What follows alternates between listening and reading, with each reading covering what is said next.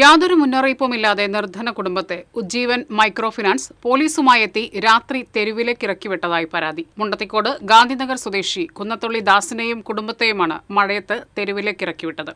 മുൻകൂട്ടി യാതൊരു മുന്നറിയിപ്പുമില്ലാതെ വീട്ടുപകരണങ്ങൾ പോലും പുറത്തെടുക്കാൻ അനുവദിക്കാതെയാണ് ഉജ്ജീവൻ മൈക്രോ ഫിനാൻസ് പോലീസുമായി എത്തി വീട് അടച്ചുപൂട്ടി സീൽ ചെയ്തത്. തുടർച്ചയായി പെയ്യുന്ന കനത്ത മഴയും കാറ്റും വകവയ്ക്കാതെയാണ് അധികൃതർ വീട് അടച്ചുപൂട്ടി സീൽ വെച്ചത്. മരുന്നുകളും നിത്യോപയോഗ സാധനങ്ങളും വസ്ത്രങ്ങൾ പോലും വീട്ടിൽ നിന്ന് എടുക്കാൻ കഴിഞ്ഞില്ല. ഒടുവിൽ കനത്ത മഴയത്ത് അടച്ചുപൂട്ടിയ സ്വന്തം വീടിന്റെ ഉമ്മറത്തെ തറയിൽ കിടന്നാണ് ഈ കുടുംബം രാത്രി തള്ളി നീക്കിയത്. 2022 മകളുടെ വിവാഹ ആവശ്യത്തിനായാണ് ദാസ് ഉജ്ജീവൻ മൈക്രോ ഫിനാൻസിൽ നിന്ന് 7.5 ലക്ഷം രൂപ വായ്പയെടുത്തത്. തുടർന്ന് 3 വർഷത്തോളം കൃത്യമായി തിരിച്ചടവ് നടത്തി. എന്നാൽ ഇതിനിടയിൽ ദാസിന് ഗുരുതരമായ രോഗം ബാധിക്കുകയും രണ്ടാമത്തെ മകളുടെ വിവാഹം നടക്കുകയും ചെയ്തതോടെ കുടുംബം കടുത്ത സാമ്പത്തിക പ്രതിസന്ധിയിലായി.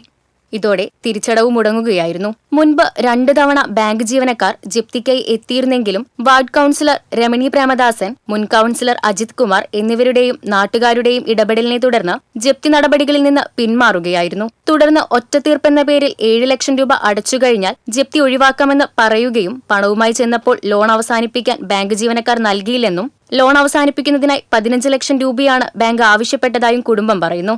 തുടർന്ന് കഴിഞ്ഞ ദിവസം പെട്ടെന്ന് പോലീസുമായി എത്തി വീട് പൂട്ടി സീൽ ചെയ്ത ബാങ്ക് നടപടിക്കെതിരെ പ്രദേശവാസികൾക്കിടയിൽ വ്യാപക പ്രതിഷേധമുയർന്നിട്ടുണ്ട്. ഈ നടപടിക്കെതിരെ ശക്തമായ പ്രക്ഷോഭത്തിനൊരുങ്ങുകയാണ് നാട്ടുകാരും ജനപ്രതിനിധികളും. TCV news, Vadakkanchery.